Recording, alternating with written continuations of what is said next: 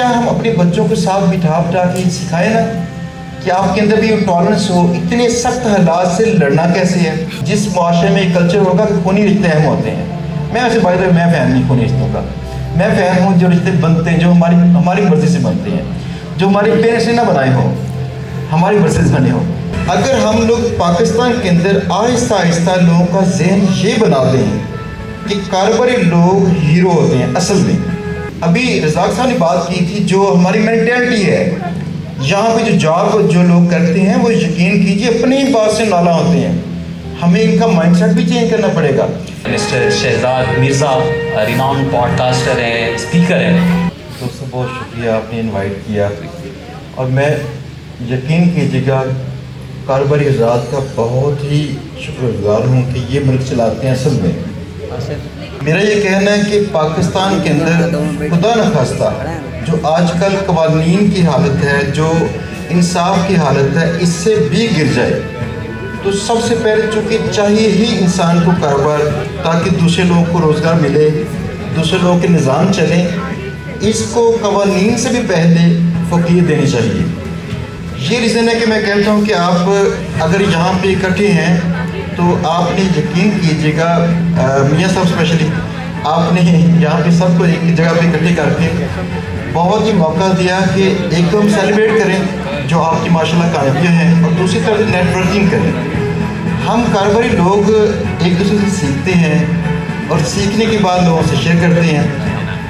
میں کوشش کرتا ہوں کہ ایسے تمام دوست جو کوئی نہ کوئی کاروبار کر رہے ہیں, ان کو کہیں نہ کہیں پوڈ کاسٹ میں فیچر کیا جائے. اس کی وجہ یہ ہے, اگر ہم لوگ پاکستان کے اندر آہستہ آہستہ لوگوں کا ذہن یہ بناتے ہیں کہ کاروباری لوگ ہیرو ہوتے ہیں. اصل میں بھائی روزگار یہ دیتے ہیں, حکومت تھوڑی دیتی ہے. یہ لوگ ہیں, چاہے چھوٹی سی شاپ شروع کریں گے اس کے اوپر 2 ملازم بھی ہوں گے تو روزگار یہ لوگ دیتے ہیں. ہر بندہ کاروبار نہیں کر سکتا, تو جو لوگ روزگار نکالتے ہیں یہ دوسرے لوگوں کے لیے بھی بڑے مفید ہیں کہ چلے ان کے گھر کے نظام چلتے ہیں.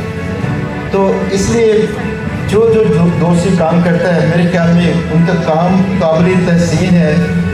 اور سب دوستوں کو میرے خیال میں ایک دعوت ہے چھوٹی سی کہ اگر ہم چاہیں کہ اپنی آواز کو میرے پلیٹ فارم سے جو مجھ سے ہو سکے, آپ اگر چاہتے ہیں کہیں پہنچانا چاہتے ہیں, میں حاضر ہوں. آپ مجھ سے بات کرنا چاہیں مجھے لازمی بتائیے گا. اگر میرے ایسے دوست میرے ساتھ سسٹر بھی ہیں, احمد یہاں موجود ہیں, اگر آپ مجھے بتا دیجئے کہ آپ کیا کہنا چاہتے ہیں, میں انشاءاللہ آپ کی آواز بنوں گا لازمی, جہاں تک پہنچائی جا سکتی جو میری جو بھی پہنچ ہوگی. اور دوسری طرف ایک اور چیز ہے, ہم میں سے بہت سارے لوگ وہ ہیں جو کہ 40+ ہیں. میں نے اپنے بارے میں بولا نہیں, میں نے کہا بہت سارے لوگ ہیں 40+ ہیں. تو دیکھیے چور کی داڑھی میں دیکھا ہوتا کیا کیجیے. میں کہنا ہی چاہتا ہوں کہ دیکھیں ہمیں کہیں نہ کہیں اپنے وہ بچے جو ہم سے آدھی ایج کے ہیں, ان کو کہیں نہ کہیں اپنے ساتھ انگیج کرنا پڑے گا. یہ بچے آج سے یہ سب کچھ سیکھیں. آپ یقین جانیں گا, ہم نے باتیں کی کاروبار کی. ابھی رزاق صاحب نے بات کی تھی, جو ہماری مینٹلٹی ہے یہاں پہ جو جاب جو لوگ کرتے ہیں وہ یقین کیجیے اپنے ہی بات سے نالا ہوتے ہیں. ہمیں ان کا مائنڈ سیٹ بھی چینج کرنا پڑے گا. ان سارے حالات کے ساتھ جو چیلنجز سارے جو درپیش ہیں, اس کے باوجود کاروبار چل رہے ہیں, تو کیا ہم اپنے بچوں کو ساتھ بٹھا کے سکھائیں نا کہ آپ کے اندر بھی ٹالرنس ہو. اتنے سخت حالات سے لڑنا کیسے ہے, ہمت ہارنی نہیں, یہ کام کرنا کیسے ہے. تو میرے خیال میں ایک اور بھی چیز بڑی اہم ہے کہ آپ سب دوستوں کا پیغام, آپ کی اسٹریٹجیز, آپ کی پالیسیز, آپ کی ٹریننگ, آپ کی لائف لانگ لرننگ, اس کی وقت ہے کہ ہماری نئی نسل کو ٹرانسفر کی جائے. ادروائز وہی سب کچھ ہوگا جو اس سے پہلے ہوا تھا. ہم نے ڈیمز بنانے کے لیے کسی زمانے میں باہر سے انجینئرز لیے تھے, اور ان انجینئرز سے بات چیت یہ بھی کی تھی ڈیم بنا کر ہمارے لوگوں کو ٹرین کیجیے. ہم نے ٹرین بھی کر لیے, لیکن اس کے بعد وہ لوگ ایسے ہی فوت ہو گئے تھے, انہوں نے نئی نسل کو ٹرین نہیں کیا تھا. یہ بھی ایک بڑی ریزن تھی کہ ہمارے نئے ڈیم بنانے کے لیے باہر سے لوگ لے کے آنے پڑے. آج دیکھیں ہمیں موقع ملا ہوا ہے, ہم لوگ کیوں نہ ایسے کرتے, بچوں کو تھوڑی سی چیزیں کاروبار کی بتائیں. کاروبار کی کون سی چیزیں, اگر ان کو فنانس چاہیے تو کہاں سے مینیج کرنا ہے, اگر ان کے پاس آئیڈیاز ہیں تو ان آئیڈیاز پہ کام کیسے کرنا ہے. اگر ان کو اس کے لیے ہائرنگ کرنی ہے, بلیو می اور ناٹ, ہائرنگ کرنا یہ بہت بڑا ایشو ہے. تمام دوست جو کاروبار کرتے ہیں جانتے ہیں کہ یہ بہت بڑی پین ہے.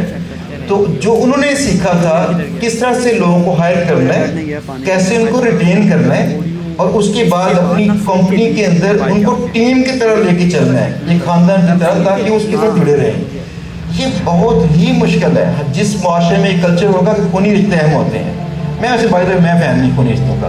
میں فین ہوں جو رشتے بنتے ہیں جو ہماری مرضی سے بنتے ہیں, جو ہمارے پیرنٹس نے نہ بنائے ہوں, ہماری مرضی سے بنے ہوں.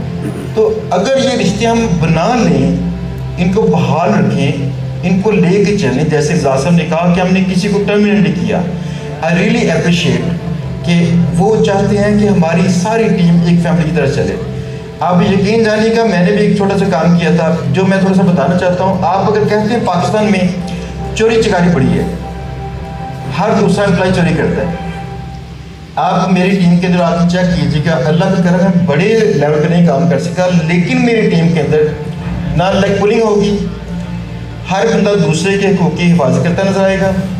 دوسروں کو کہے گا پہلے آپ کھانا کھا لیجیے. جب کسی اور شخص کی تعریف ہوگی تو دل سے یہ تعریف کرے گا.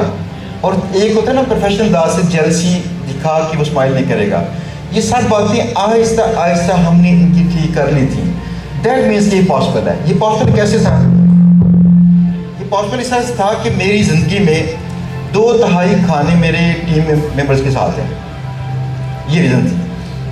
ہر دوست جو میری ٹیم میں نیا آیا, جو پرانا تھا, سب کے ساتھ ہم نے کھانے کھائے, ہم نے غم بانٹے, ہم نے خوشیاں بانٹی. آپ یقین کیجیے ان سب کی شادیوں کے اندر میرا خاص رول تھا, ارینج کرنے میں, مینیج کرنے میں, سب کچھ. اس سے ہوا یہ کہ آہستہ آہستہ وہ ان کا ذہن بدل گیا. تو مجھے لگتا ہے کہ اگر ہم بڑے ہیں وہ موبائل پہ تو ذمہ داری ہمارے بچوں کی تھی, ہماری تھی, ہم ان کو ٹھیک کرتے. تو میں لاسٹ میں بس اتنا کہنا چاہوں گا کہ اپنے بچوں کے ساتھ لے کے چلیں, ان کو سکھائیے. دوسروں کے بچے بھی ہمارے بچے ہیں. اور دوسری ایک بات کہ آپ نے اگر یہاں پہ آج اتنا بڑا مارشل فنکشن کیا جہاں پہ ہر دوست جو کاروباری شخص ہے, یہ نیٹ ورک کے لیے بہترین اپرچونٹی ہے. میں یقین کیجیے گا خراج تحسین پیش کرتا ہوں میاں صاحب کو, انہوں نے موقع دیا. میں تو سیکھتا ہوں, یہ شاید لوگ جانتے نہیں. مجھے کئی لوگوں نے سوچا سمجھا اور خود ہی فیصلہ کر لیا کہ یہ بندہ پوڈ کاسٹ کرتا ہے پیسوں کے لیے.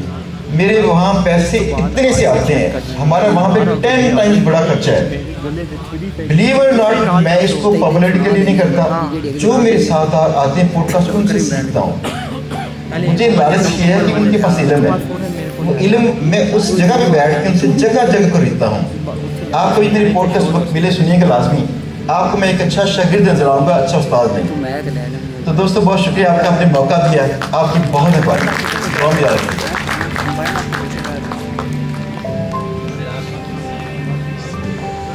شہزاد صاحب تھینک یو ویری مچ. اور آپ کی جو آفر تھی وہ کیا 40+ والے لوگوں کے لیے ہے یا ینگسٹر کے لیے بھی ہوگی؟ شہزاد صاحب میں آپ سے مخاطب ہوں کہ آپ نے ابھی ایک جٹ صاحب تشریف لا چکے ہیں. جٹ صاحب آپ کو آج کس پنڈال میں, آج کس محفل میں خوش آمدید کہتے ہیں. یہاں پر ینگ 40+ لوگ یہاں پر موجود ہیں. میں خواتین کی بھی بات کر رہا ہوں چونکہ ہمارے ہاں تو 40+ کو ایک بڑی ایج سمجھا جاتا ہے, لیکن انٹرنیشنل لیول پہ اگر دیکھا جائے تو 40 ایج جو وہ ینگ کنسیڈر کی جاتی ہے, بشمول خواتین. چونکہ اگر آپ اپنی اس ایج کو بڑا سمجھتے ہیں تو یہ آپ کی غلط فہمی ہے. آپ اگر خود کو ہیلدی نہیں رکھتے تو یہ بڑھاپا ہے. اگر آپ 60 میں ہیلدی ہیں, فٹ ہیں تو آپ بہتر ہیں. چونکہ ہمارے یہاں تو شفیق جو ہے وہ 40 سال کا بوڑھا نظر آتا ہے, وہاں کا 80 ایئرس کا جان فٹ نظر آتا ہے. تو یہ ہمیں سوچنا چاہیے, ہمارا المیہ ہے. اور اس حوالے سے تو حدیث نبوی بھی ہے, اس کا مفہوم یہ ہے کہ وہ اپنے صحابہ کرام کو تو خود توندے نکال کے کہتے تھے کہ یہ دیکھیں کہ کیا چیز ہے. تو ہمیں خود سوچنا چاہیے. ہیلتھ بھی ایک بہت اچھی چیز ہے.